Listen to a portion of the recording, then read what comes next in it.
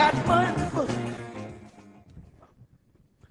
Please welcome Senior Vice President for Information Worker Business, Microsoft Corporation, Stephen Sinofsky.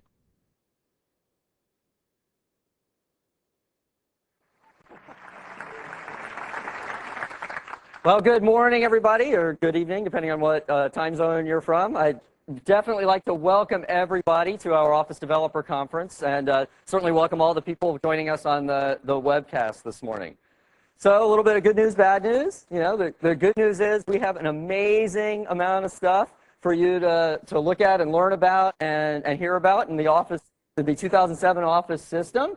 It's also a lot of stuff. So to pace yourself, take some time to absorb it all, and really enjoy the great new developments that we've got in the Office system this time. We're incredibly excited, and I really thank everybody for joining us here today. Don't want to waste too much time. We have our keynote speaker coming up, and I'd like to introduce him. Normally, we introduce Bill as the Chief Software Architect of Microsoft, which is his job, of course. But this release of Office is very special because Bill has been incredibly involved. So in a sense, he's sort of the Director of Program Management for Office this release. So please direct your feedback on anything to Bill appropriately. But Bill's been incredibly involved in this release, and I'm really excited about that because whether it's been talking about SharePoint and our ability to connect to business data, the user interface for SharePoint, the new user interface in all of the client applications, Bill's been really involved. And so when he speaks about this, he'll be speaking about many of the decisions that he helped us make and that he was part of. So without further ado, allow me to introduce our Chief Software Architect and Chairman, Bill Gates. Thanks, Bill.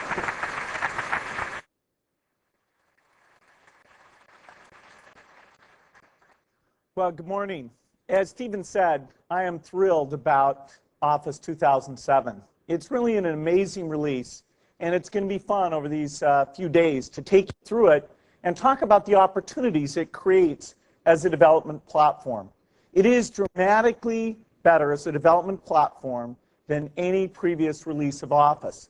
In fact, as I'll describe, we'd say that it's revolutionary in terms of a class of applications that people just haven't been able to write in the past. But now, with what we've done with Office 2007, we think we'll see an explosion of these applications. What are some of the trends that we had in mind as we developed Office 2007? First, we have the great performance improvements in the Windows Intel type hardware, both on the client with great graphics and visualization capability, and on the server, where now it's 64-bit capability and SQL and Exchange and SharePoint and other products taking advantage of that. The ability to deal with massive amounts of information in a very efficient way has all become very practical. Low-cost hardware dealing with all the different information and being able to mine it in rich new ways. Our users, of course, are more mobile than ever before. Portable machines are an increasing percentage of the systems that people are using. They're taking them on trips, into meetings, and over time we even see the arrival of the portable device turning into a tablet-type device, so inking, speech, those things become a natural element of the interaction. We have a new way of connecting applications together. The internet gave us the ability to have bits flow from any place to any other place, but now we have high-level protocols that let us think of the internet as a programming environment where a piece of software, a component of an application, can exchange information with another application. The standards here, of course, started with XML, but then they built up. You have a set of protocols, the web service protocols around those, and we see those being adopted and giving people a lot of flexibility not to have monolithic applications, but rather to do this kind of exchange through service-oriented architecture and bring information together in a much better way. The pervasiveness of all these digital tools, whether it be the broadband internet in homes or simply PCs, people organizing their lives, doing business through the PC, that's becoming more and more common. And we talk about that in two ways. First, digital work style. People who use these tools to the greatest effect to get things done. And then digital lifestyle, where even at home, whether it's music, photos, memories, family calendars, people are using a wide array of software and getting more out of the computer experience. You can say the whole economy's going digital, but we're just at the beginning of that. Today, TV is still broadcast, ads are sent to all the same people, and most things are still done with a lot of paperwork. But this will change, and change year by year, and part of that is the software breakthroughs that we're investing so much in. You've probably seen our R&D budget is the largest of any company in the world, and that's based on the optimism we have about this use of software and the role that it can play. But where did we see the opportunity? Well, there were many things, but I think the biggest thing we saw was that people are putting in structured systems, ERP, CRM, a variety of those systems, weren't getting what they wanted out of those systems. Many of the things that required people to get involved with, the exceptions, simply weren't handled well in that environment. And yet, the connection between the unstructured world of Office, where people are working with other people, and this very structured world, there was not a good connection there at all.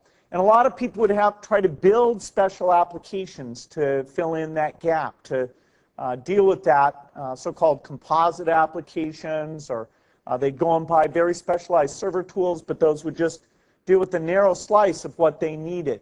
And so we said, we've got to deal with that. Office has this huge opportunity as the interface that people are used to. When we talk to people about how do you want to interact with your business intelligence information, it's very clear they want an Excel front end to let them do that. When we talk to them about CRM, they want an Outlook front end to do that. When we talk about collaboration, they want something that's simple and bottoms up and yet still gives them visibility into their business information. And so there's been a results gap, and the new capabilities in Office are aimed at actually getting rid of that. Now, the 2007 Office system has a number of elements in it. Probably the people here have seen, as we've come along, how we're adding to each of these areas. The tools themselves, of course, big improvements. The Office Online services, the client software in Office, and then, of course, the strength of the server piece, which I'd say has grown dramatically in this release. The role of SharePoint, and how you're going to hear about that as the basis for this new class of applications, a basis for a new way of being able to share information. I think that'll be a very, very strong theme that you'll hear throughout the several days here. The breadth of what we've done in Office 2007, even I find it quite amazing. If we'd only done the XML, that would have been a huge thing. If we'd only done the user interface or the neat new features, any of those would have been fantastic. But the most important is the idea of this new platform, making it very easy through templates to build the collaborative information sharing applications. Even concepts like blogging or Wikipedias are just simply there that you can put into the SharePoint environment to have your users use these modern approaches for working together, and yet it can be in the context of the project that they're working on or the issue that's being debated, with the structured information and unstructured information all there in one simple place. So the scenarios we really think we've made a breakthrough on include business intelligence, collaboration, content management, and business process integration. And yet we've done that without having separate tools for each one of those things. We've essentially taken on the server level SharePoint and, of course, the Office client on the PC itself as the way that all of those scenarios can be addressed. So it's, in a sense, standardizing and greatly simplifying the creation of a whole class of applications that in most cases were either very hard to do or just simply didn't get done at all. Now, XML, you'll hear us talk a lot about that. We started our commitment to XML back in 1996 when Microsoft and some small companies proposed that as a document format standard. And as in the years after that, we saw it as really addressing a broad set of needs, even kind of opening up the world of data that had been stuck in a very rigid tabular format, but with XML, the ability to describe hierarchy and have a variety of information all brought together in one place, including rich schema, we saw as super important. So it was really with .NET announced in the year 2000, we made this commitment to put XML into all of our products. And we've gone through several steps in that evolution. First, we put converters on the outside of the product so we could just read and write XML formats. Then we had a stage where we had some understanding of XML inside the products, but it wasn't the native representation. And now here with Office 2007, we actually have the logical file format in XML. And so the idea of moving data in and out of documents is radically different. In the past, you had to think about the user interface of the application and work through that user interface in order to read and write information from the document. And of course, we still have that because there are scenarios where that's appropriate. But here, you can simply think of the named ranges in the document. Moving information in and out is as simple as simply writing to that named range and doing the update there. This evolution we've seen with Office, we've seen it with other Microsoft products. SQL went through the same thing. Converters on the top, some understanding at the query level, and now with the version of SQL we shipped late last year, native understanding of these XML formats. So it's a company-wide thing, and fortunately also an industry-wide thing that everybody's playing along with, and people are just starting to see the full benefit of what this can mean.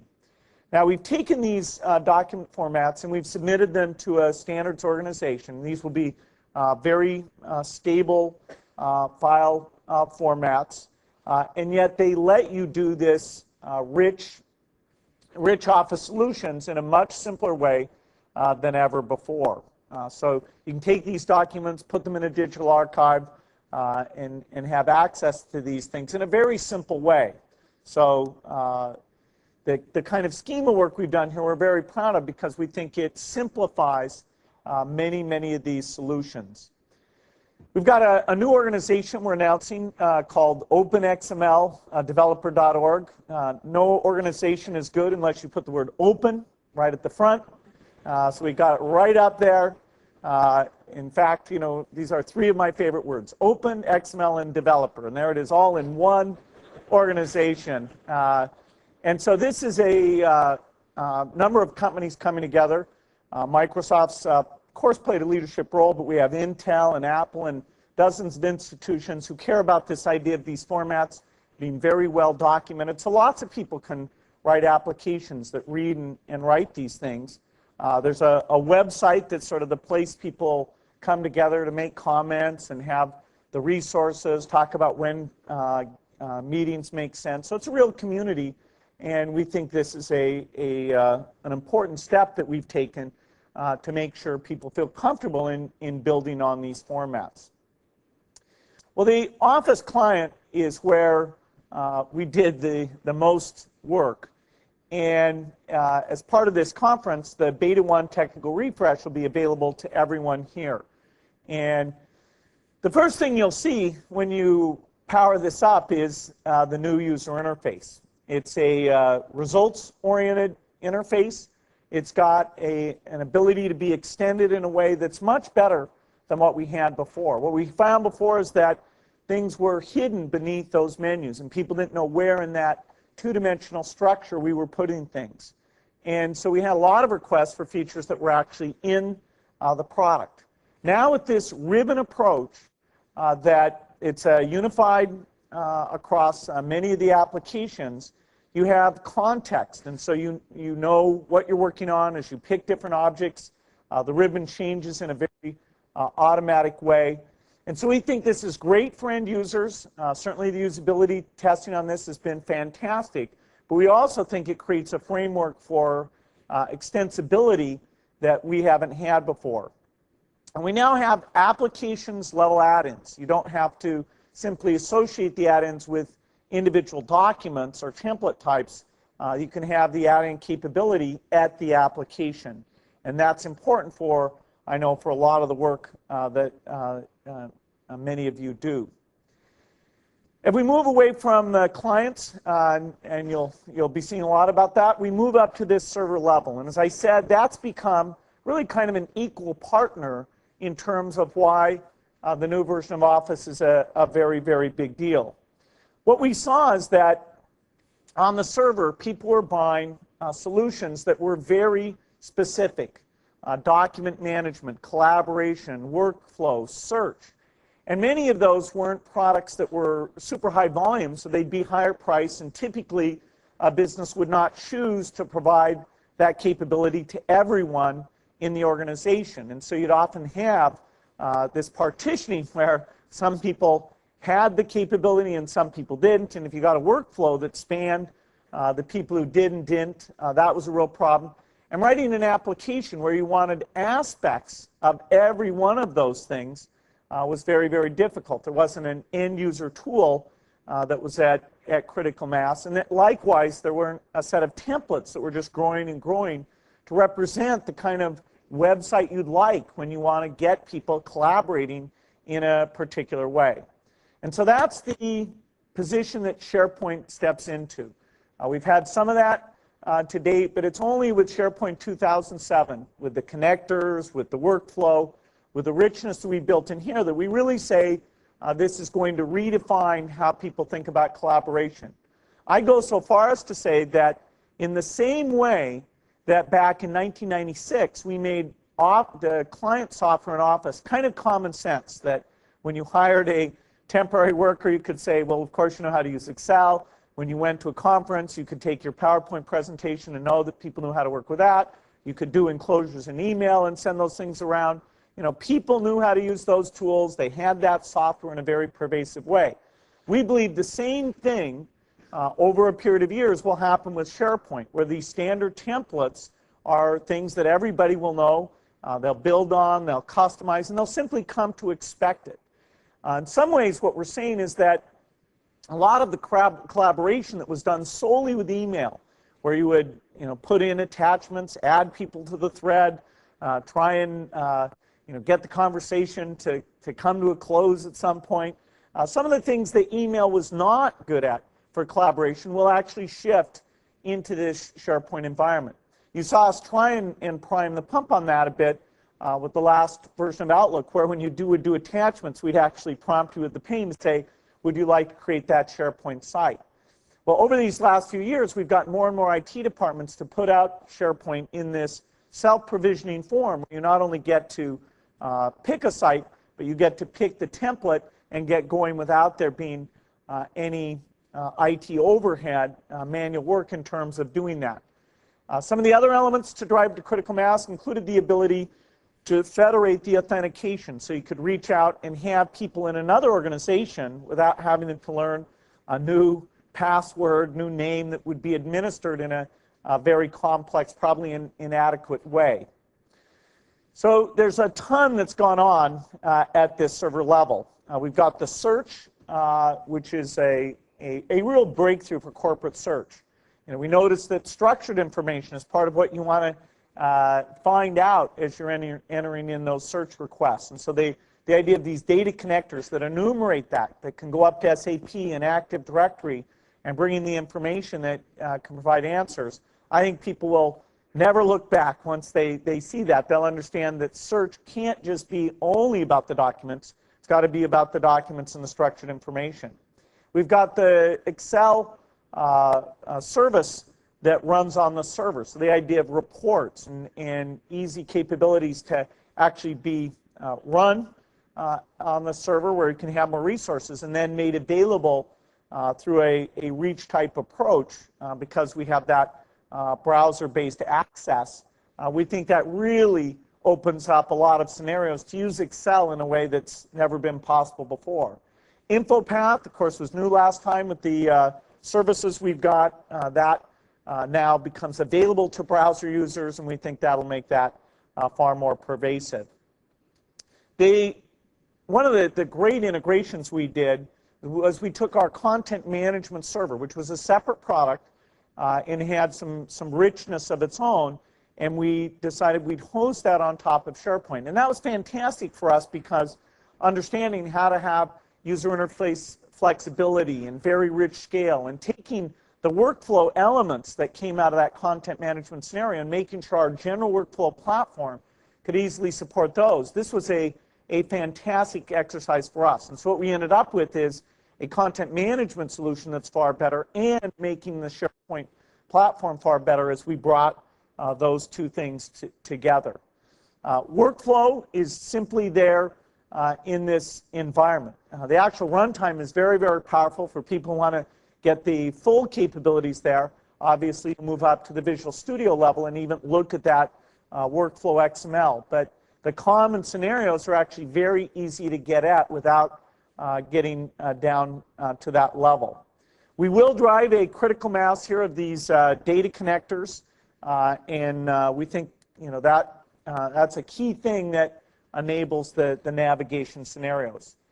We do have now with the SharePoint Designer a tool that lets you do a lot of the work at a very simple level. And really you can say we've got this spectrum of tools that give you a pretty incredible choice. Visual Studio at the high end, InfoPath Access, SharePoint Designer for different application types at the middle. And then, of course, a lot of capability even before you get to that, simply because the templates give you choices, and many people will just simply work at that level.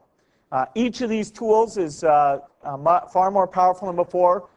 Access is a favorite of mine. I've often used that to build applications. And here, the connection up to SharePoint, where you can not only query lists, but update them and have replication back to that SharePoint server. It's a pretty phenomenal thing. Access, forms, and reports, always a strength, have gone a lot further in terms of their WYSIWYG capability. And we've got the new UI actually reaching into Access as well to make things a lot easier. SharePoint Designer, of course, comes from our front page work, but now what we're showing is that we've really got a version that is aimed at the customization of the SharePoint environment. So it can understand, say, the workflow engine that we've got built in there. And support now for a much broader range of rich XML and web standards in this Designer product. So a lot going on with these development tools. We are connecting to the managed code world. The Visual Studio tools for Office let you take .NET skills and use them to do Office-type work. So Visto, we're coming out with a version 3 community technical preview, and you're the first people who are going to get that. We'll hand that out as part of the conference, and we really do want your feedback on that. This is giving a new capability for Office programmability. The application level add-in that I mentioned, the connection up to the new UI, and it's got a new loader infrastructure to make it very simple to bring in these add-ins in a very reliable and simple way. Well, I've talked through a lot of pieces. I hope I've whetted your appetite. But the best way to understand about how these advances really come together is to see it demonstrated. So let me ask Jay Paulus, who's a group product manager from the Office team, to come up and show us some of the depth we've got here. Welcome, Jay. Thank you.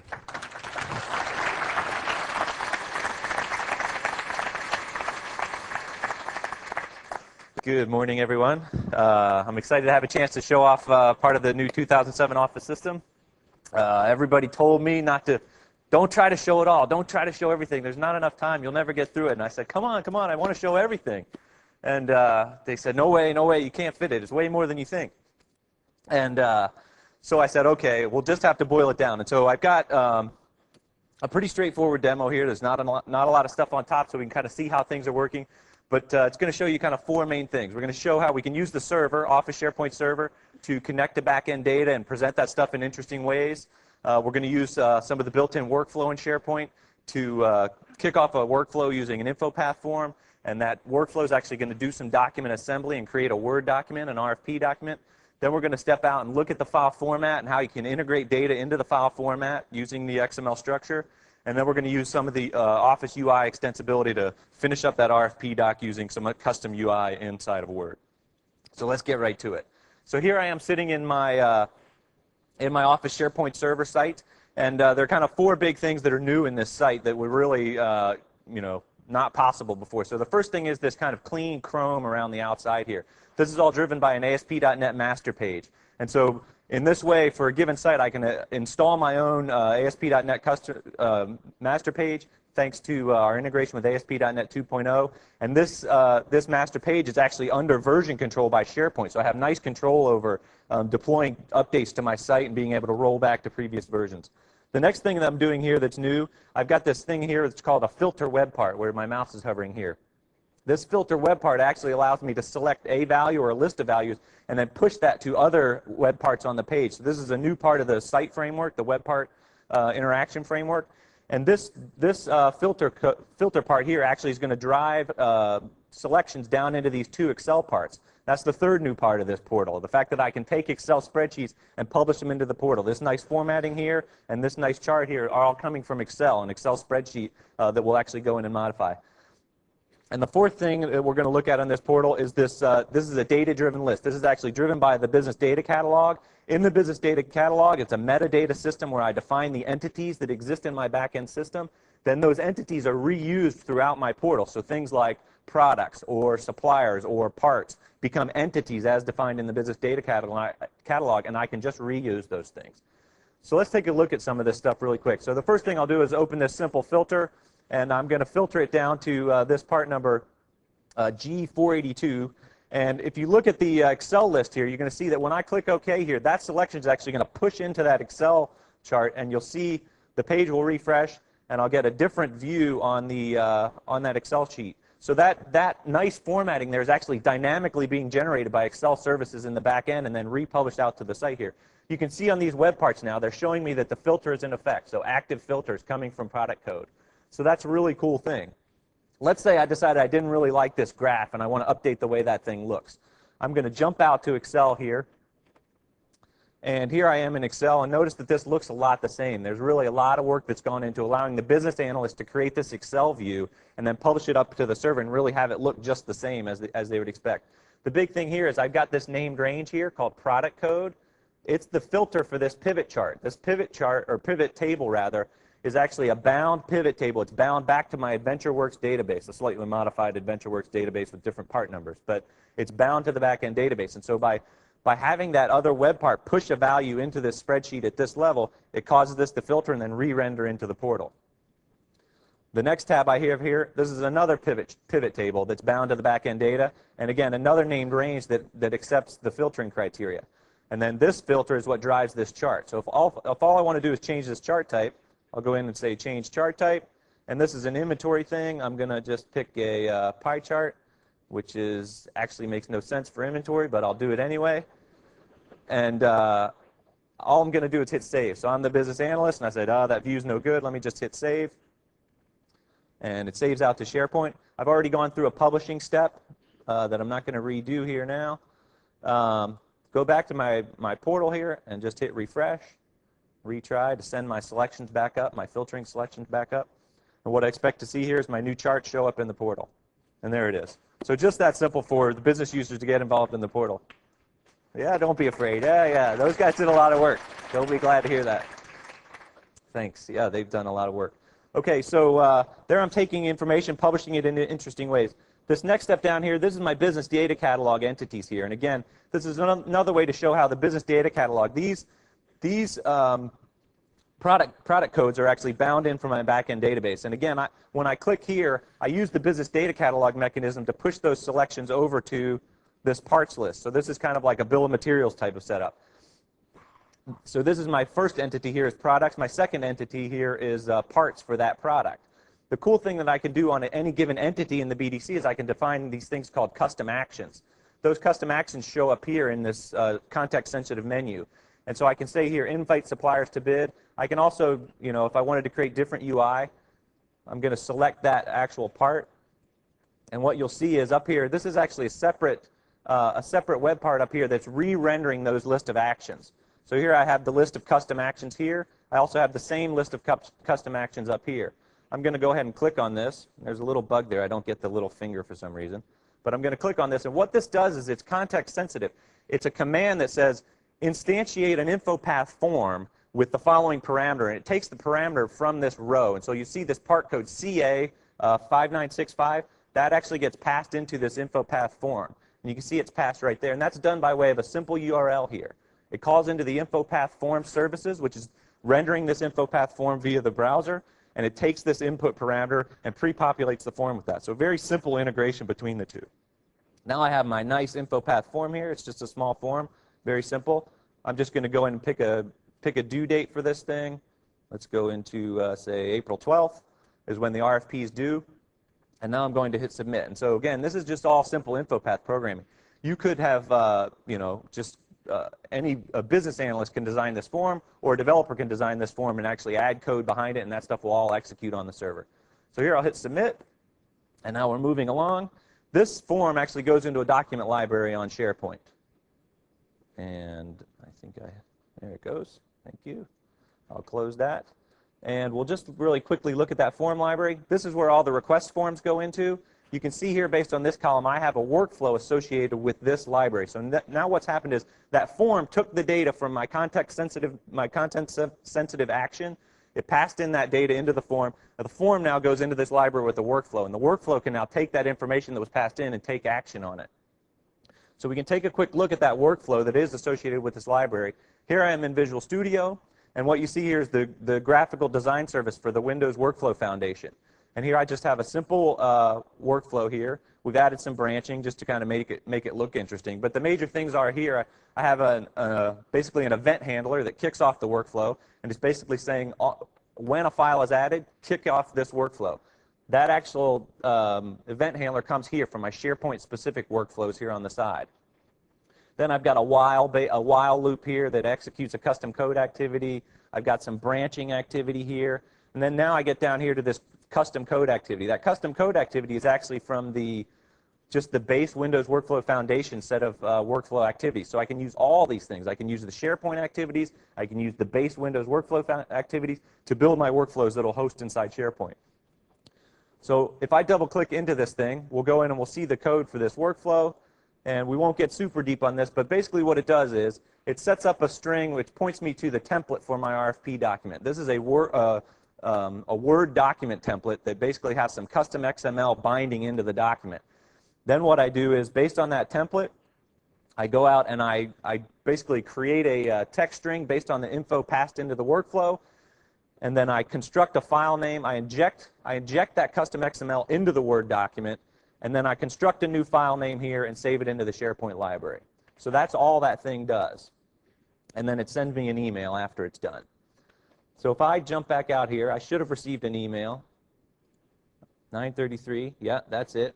It actually is pretty instantaneous because it's a simple workflow. But basically, a new workflow has been assigned to me. If we go out here and let's look at the library where that thing gets dropped into, it goes into shared documents. I'm going to refresh here and expect to see my new document here. Here it is. So it says, there's the part number where I constructed that file name, and there's the date that I used. This was the due date that I used to construct this RFP. So what I'm going to do is, that's kind of the server stuff. We published some data. We connected the backend data in Excel. We published it into the server. We used the business data catalog to connect directly to backend data and publish it in the server. We kicked off a workflow. Now I want to look at this document, get onto the client side of things, and look how that XML is actually integrated in here. In order to do that, I'm going to save this out to the desktop, and we'll take a closer look at it. So here we go, saving out to the desktop. That's done. Simplify things here. So here's my doc. So first of all, we'll just take a look in there. And what I have here are some Word content controls. Right in here, I have some Word content controls.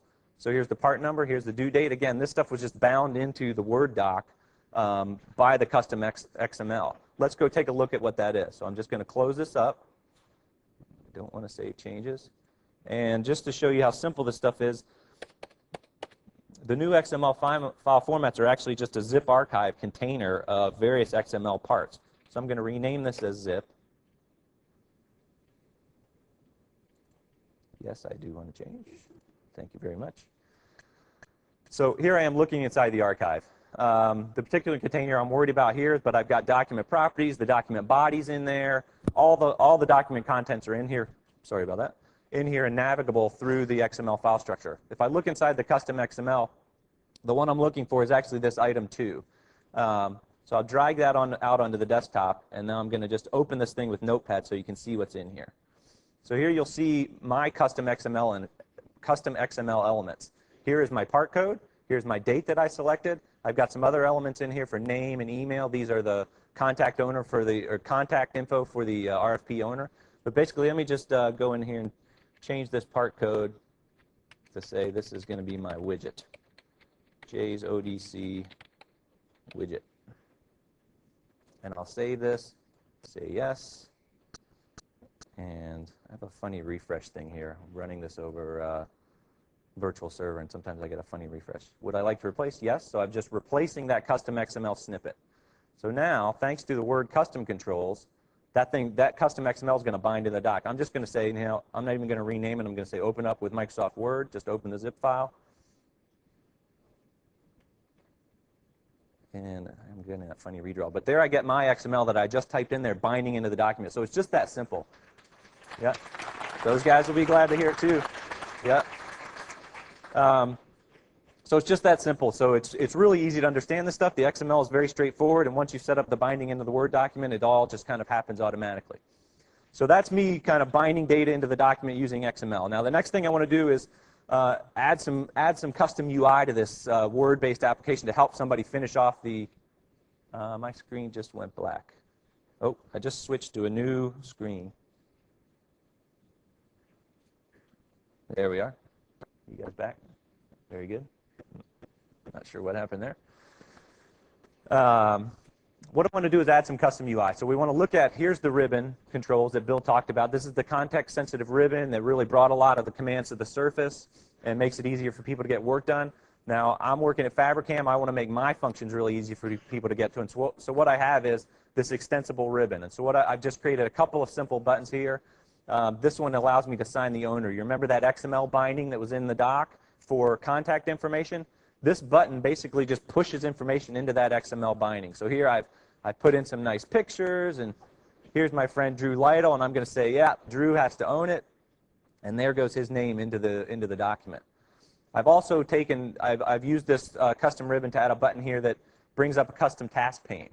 So in Visual Studio Tools for Office, we've made it very easy to program against these custom task panes. We'll see that in a minute.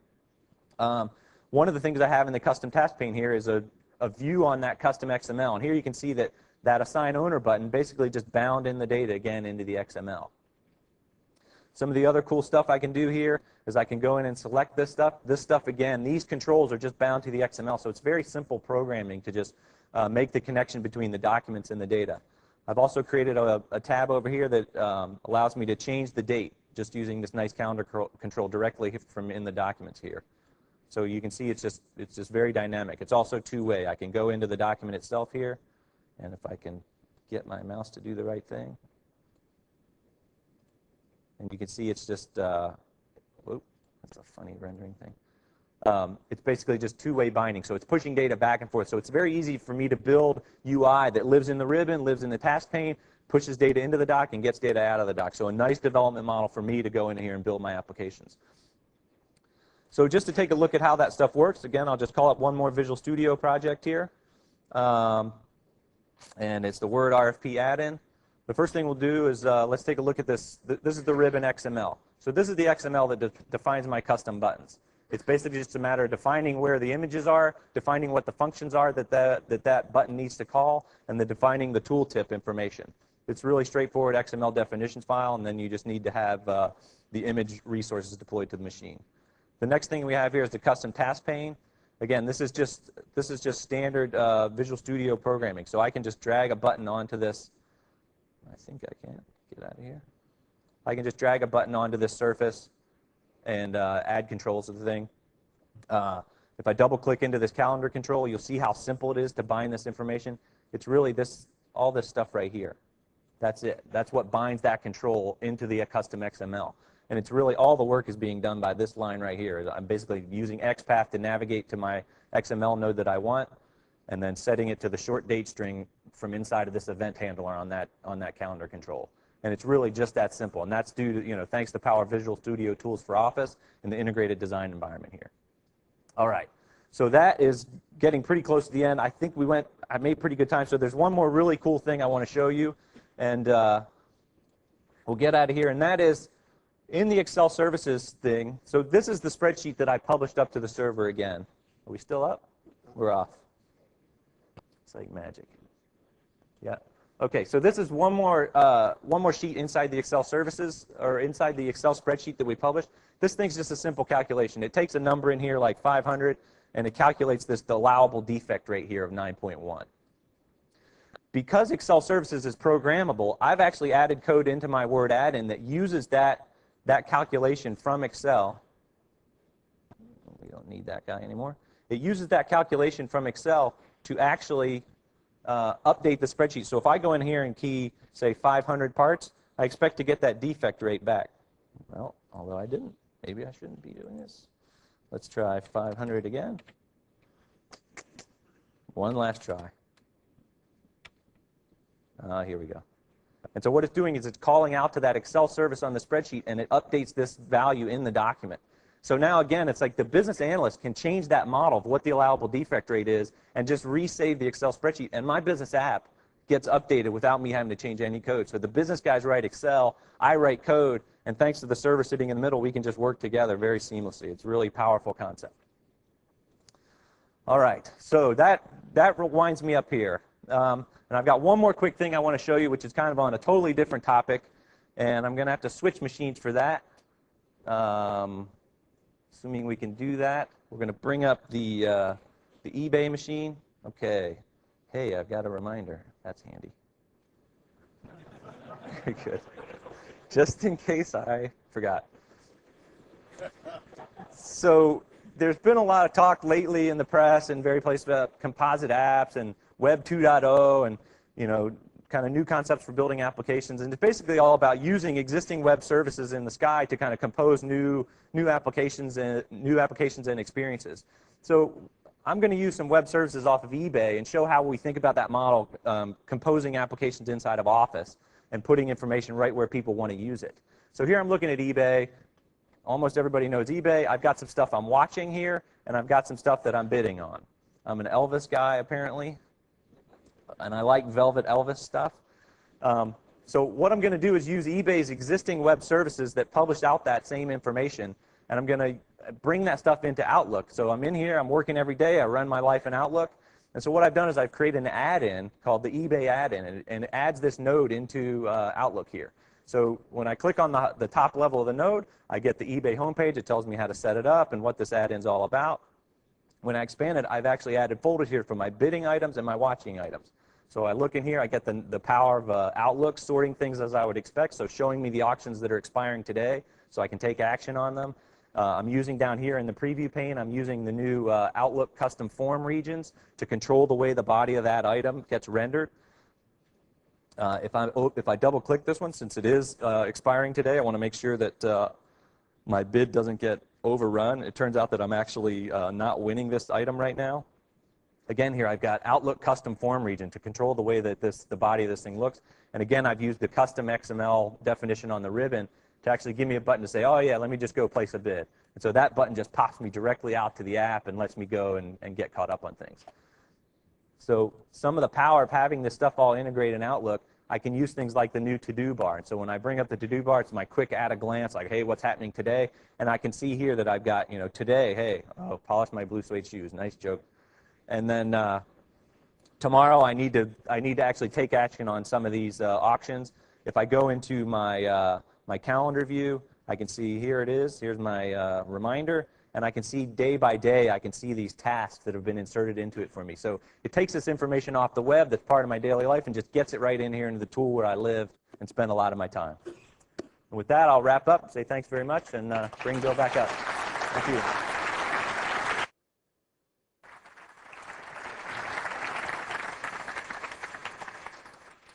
Well, that'll start to give you a sense of the kind of power we've got, the kind of extensibility we've got. The one last point I wanted to make, of course, is that Office fits into the overall Microsoft product family. We've got the work we're doing in our business solution group that we call Dynamics, a lot of innovation there, and very connected with all these Office capabilities that you saw.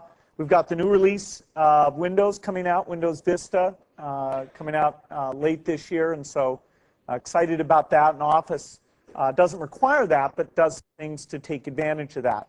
And so all these different things are fitting together. The advances in the BizTalk, SQL Server, Office taking advantage of those, the latest version of Visual Studio. So it's a overall system that we're very excited about how the architecture is coming together so that these products reinforce each other.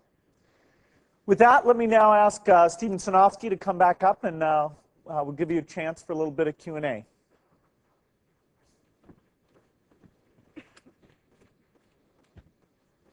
Oops, you're supposed to be in that one. All right. But I don't know why, but they're very picky.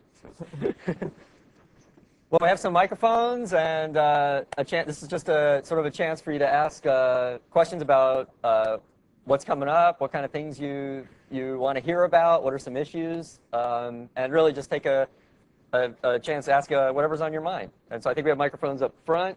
I can't see the other one. There's one right there, and there's one there. So we'll just kind of alternate and hear what you have to say. Great. Thank you very much for the presentation.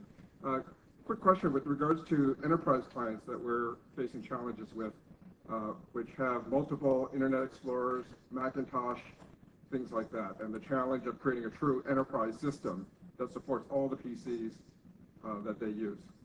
How are we doing with Office 2007 in that space? I know there's some challenges with SharePoint supporting all of those features. What's the direction? Well, there's a couple things you can be saying. First of all, Office 2007 is a Windows product. It's not, we have a Macintosh product, but it's on a somewhat different set of priorities in terms of who the Macintosh user is. And so they get the entire Office code base, and then they tune that for what they think is that customer base is going to want. So we don't have a pure parallelism between the Office 2007 and what you'll see on the Mac. They're on a little bit of a different schedule and a different approach. In terms of browser features, there are now pretty good standards around DHTML, JavaScript. I just came from a conference called Mix 06 down in Las Vegas yesterday, where we were talking about the Atlas framework, which is essentially our Ajax, to use another buzzword, Ajax runtime to let people do things on top of the browser. So if you're trying to do browser UI, these frameworks are taking the modern browsers and making them homogeneous because we've tested the frameworks against the very popular browsers there. But what I'd say a key theme of that conference is, yes, you can do more with the browser, but the rich client stuff, including the connecting up to Office, is actually where the richest experiences will continue to be. And just to build on a little, because I think there's also a specific question there. We are, as far as the SharePoint browser UI, this release we'll test it against Internet Explorer, of course, but we'll also test it against the Mozilla browser as well. So on the Macintosh or on other platforms. So I think we'll be in pretty good shape there as well. In the middle? Hi, I just saw that Google bought Rightly, and they're offering up some new server-based model around an Office, as well as Sidebar and Google Desktop. I was curious if you'd comment on sort of what you think's going on there. Well, Google's done a great search product, and that's something that we're actually brave enough to say we'll do an even better search product. And that's talking about web search. I think there's an important distinction that business data search and web search are very different, and people are going to understand that even better as they see what we've done with this release of the SharePoint Enterprise Search capabilities. Google over time will do a ton of things. We've had hosted text controls for the internet with a lot of rich features for some time. When it comes to full-blown word processing, we think one of the great advances we can make is letting you have your files be up on the internet and making it easy to roam between different devices. But that's something that we'll provide at a platform level as one of these live services that we've talked about. In fact, with Office Live, as that comes up, you can actually have a server that we run where you keep your documents and share them with lots of different people. So, we see full-blown productivity applications as a very important space, but we've also got lots of those types of text controls for letting you build web applications very easily. And we do have a whole rich text editing module that's part of the SharePoint experience, which shows up on Office Live, and I guess we forgot to make it a whole company. And so, Yeah, it's actually richer in terms of editing. But, let me work on that. Yeah. We'll go over here, okay? Michael Herman from Parallel Space. A question that I asked last year about Microsoft's electronic forms strategy. Bill talked about Avalon and rich controls and an InfoPath-like experience, and I'd like to get an update on that, and then maybe, Stephen, if you could ask how pervasively that's used in the current Office products, and Sure. when it'll all become part of the base operating system. Well, we have quite a rich set of forms capability in our different environments. The Vista environment includes a new graphics engine, and the Avalon, the Windows presentation format, WPF, is actually hosted on that. So we get some new capabilities that come out of that. That includes support for WinForms controls. So you could say it's just a evolution of what we've been doing. It's the richest forms environment we've done, and it lets you develop UI in a pretty nice way. And so that we expect more and more applications, people to use that, but not at the expense where you can continue to use the WinForms capabilities or any of the forms things that we've had. I guess WinForms are hosted in Office in some new ways. Well, right? in the task pane that you saw, anything that you could put in Visual Studio, you could host in the task pane as well. And as over the next couple days, one of the places you'll see is the broad use of InfoPath, which last year was the thing that we were started to work on, but I couldn't announce at the time. And so you'll see two big places where we've really expanded the reach and the use of InfoPath throughout Office. First is in browser-based forms, and so you'll be able to use InfoPath in the rich client to design a form that's used by accessing it through the SharePoint site through a browser user interface. You're going to see us use that within Office in many, many places. One of them, for example, is in all the workflow. Whenever you're setting the workflow properties and the permissions on the workflow, those are just InfoPath forms, and we used our own tool to bootstrap that. The other place you're going to see InfoPath is in what we used to call the summary properties, or the property information for a document. And so that was always a place where you wanted to customize, and we had this really robust interface where you could add a property and a value and have a really long scrolling list, and that was the extent of our extensibility there. And so what we did is we really went all out, and with any of the workflow or any document libraries, you'll learn about something we call content types. You can have an InfoPath form be the property sheet for a document. So any kind of code you want to run, any kind of rich user interface for selecting properties or setting metadata or working with the schema of a document can be done from that InfoPath form that's part of the document library hosted on SharePoint. And so we really have used InfoPath pervasively through the product. And then through the task pane, you can have access to the development tool strategies and the richness of programmability through Avalon, through WinForms, and things like that. Yeah, I'd say if you focus on electronic forms, we see people taking the new version of InfoPath and really using that to take all their paper forms, but with richer behavior and build those connected up mostly to SharePoint sites. Yeah. Oh, and I left one off. Also, InfoPath forms are in Groove as well. So basically, data gathering for electronic forms. So I'm really excited about the managed code in Vista 3 and all the stuff they're doing for application level add-ins. But then you mentioned that Office is going to be a great client on top of Vista. Yet in the current February CTP of Vista, managed code is not on by default. And since the WinFX, I have to manually enable it. And so I'm getting mixed messages. On one hand, yes, do managed code. Vista is great. Yet I saw VBA. You're supporting down-level clients, in other words, Windows XP and below. And then Vista has Vista or WinFX, all these acronyms, off by default. And so I'm getting this mixed up. Managed code, great, but no, we're not going to turn it on the operating system. And well, you have to install this extra download and stuff. Whereas I was expecting Vista to be managed code, totally on, ready for me to deploy my solutions. Yeah, there's good news on that front, which is that Vista will have WinFX turned on and installed by default. In the build that you have, we had some speed issues, let's say, where it was taking more time to do that install than we wanted to, and so we had the dilemma of did we make it slow or did we have the runtime there?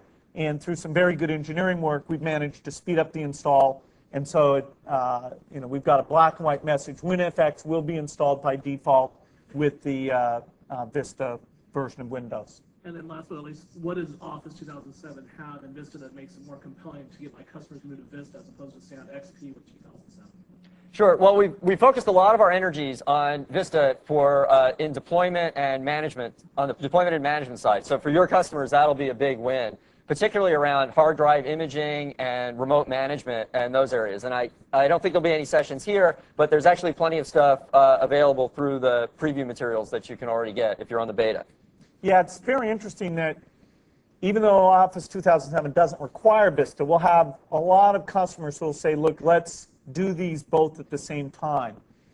We're going to support, obviously, people who just want to go and do Vista or people who just want to do Office 2007. But I'd say the majority will do those together, even though there's not a technical requirement there. There's just some lights up features when you're in the Vista environment. For example, the open dialog, save dialog, those things are much richer in the Vista environment. Now Office connects up to those capabilities.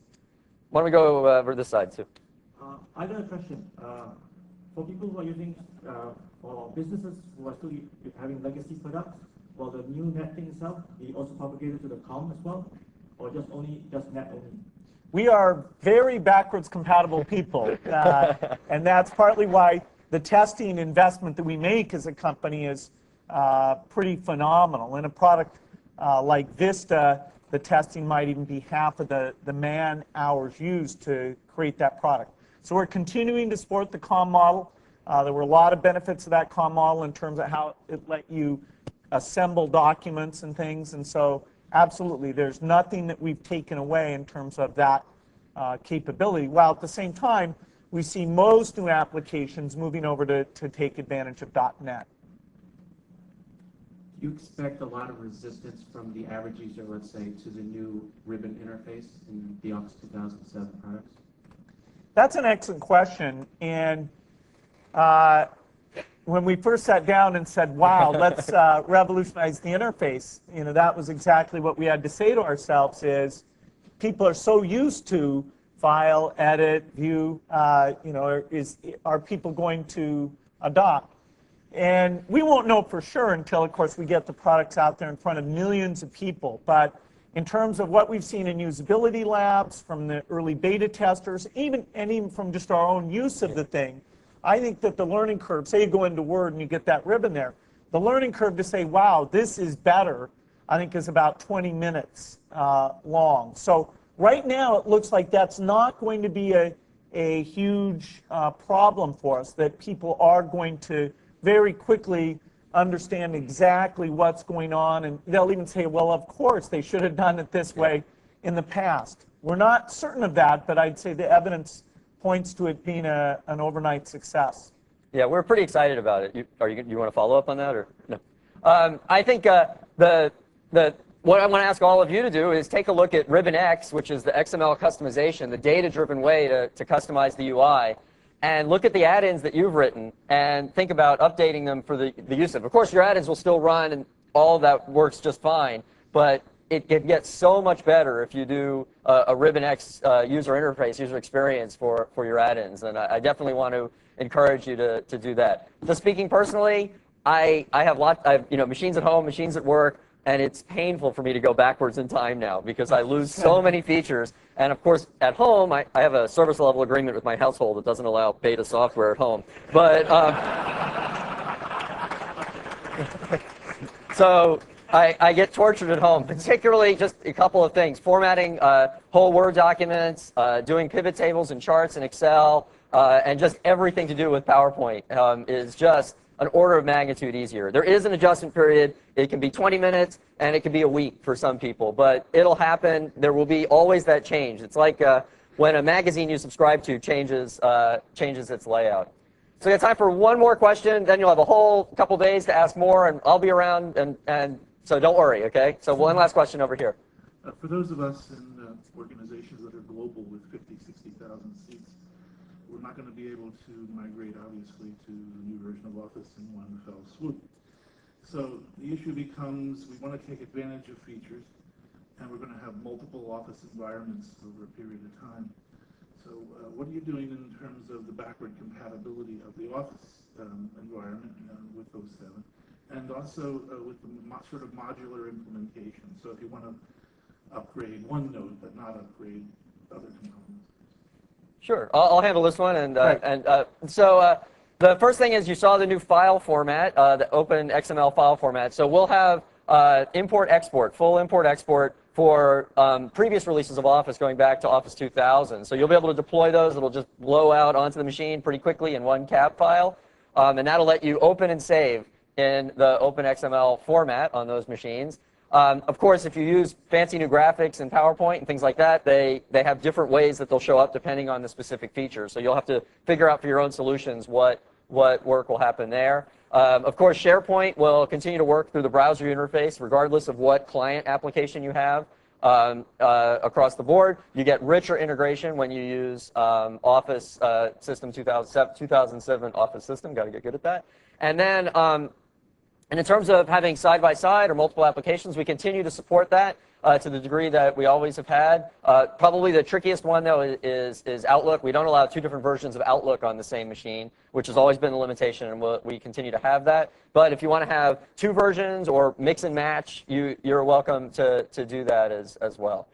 Yeah, on the file format, there's actually 2 approaches one could use. One could decide to stick with the old binary formats, and then as you deploy Office 2007, actually disable the XML format.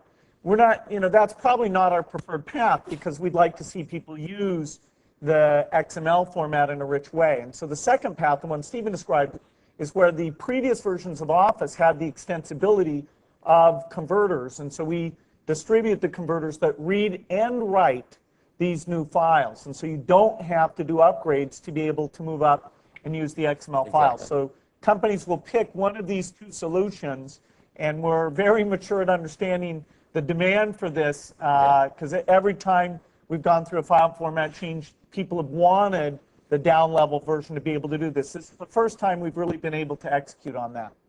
So I want to thank you, Bill. You've been a great influence on 2007 Office System, and everybody should thank Bill for his participation. Right. So thanks a lot. Thanks. See you later.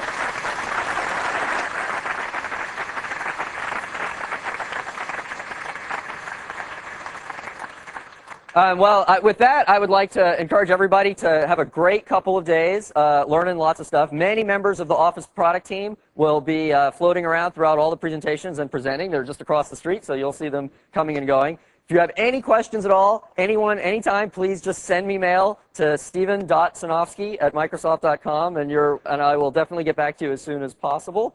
And what I want to do as we move to our next keynote presentation is just introduce a very serious and short video that really helps to visualize the true power and nature of the 2007 Office system. So thank you very much, and have a great conference.